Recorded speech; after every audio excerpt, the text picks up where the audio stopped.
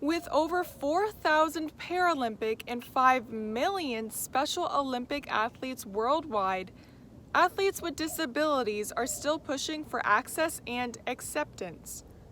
Rhonda Carlson, Executive Director of Arizona Disabled Sports, says that transportation to competitions and facility rentals are the biggest challenges.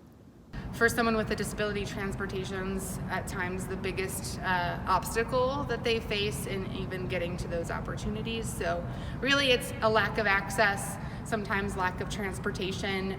Our highest costs are really going to be those facility rental fees and getting equipment out in the space, and obviously our coaches and other staff resources to facilitate those opportunities.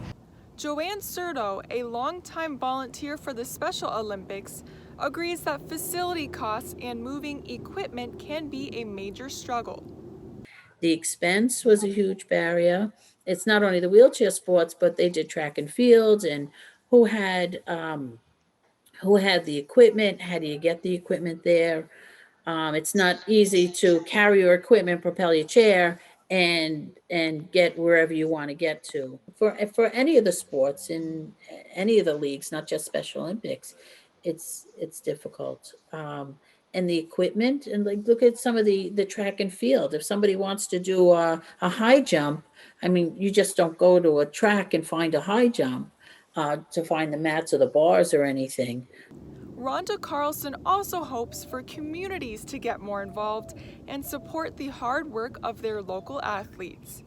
Oftentimes people have to use that caveat of, oh, they're an athlete with a disability, and not just call them an athlete, because they really are, in my opinion, having to put in a lot more work in getting to where they are because of the challenges or impairments that they face.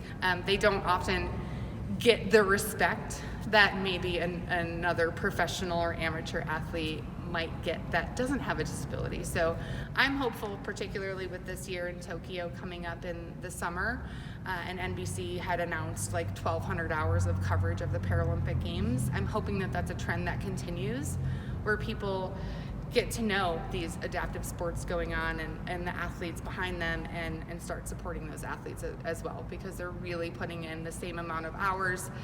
Paralympic athletes are training with the Olympic athletes. They're doing the same kind of regimens. So just to give them the support would really be appreciated.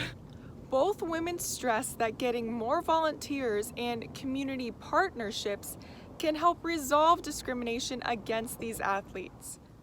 For more information about adaptive sports and community activities from these disability advocates, you can visit ArizonaDisabledSports.com and LFDSI.org.